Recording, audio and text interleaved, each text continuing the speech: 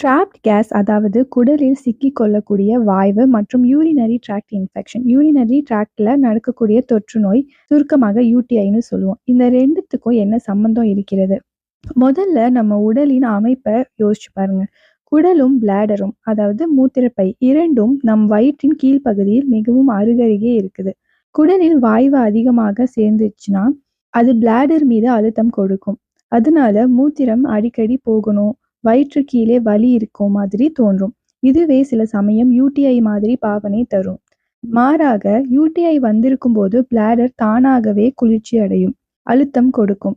அப்போது அது கூட வயிற்று நிறைய வாயுவும் சிக்கிருச்சு அப்படின்னா இதனால இரண்டு பிரச்சனையும் ஒரே மாதிரி உணர்வுகளை கொடுக்கும். இப்போது குடல் பாக்டீரியா பற்றி பார்ப்போம். யூடிஐக்கு காரணமான பாக்டீரியாக்கள்ல முக்கியமானது ஈகோலாய். இது உண்மையில நம்ம குடல்ல தான் இருக்கு. ஆனா குடலில் பிரச்சனை வந்தா, ஃபார் எக்ஸாம்பிள் கான்ஸ்டிபேஷன், வாய்வு அடைப்பு, அந்த மாதிரி அந்த பாக்டீரியா எளிதாக யூரினரி ட்ராக்டுக்கு சென்று பிரச்சனை செய்யும். அதனால தான் மலைச்சிக்கல் யூடிஐ வர சாத்தியத்தை அதிகரிக்கும்.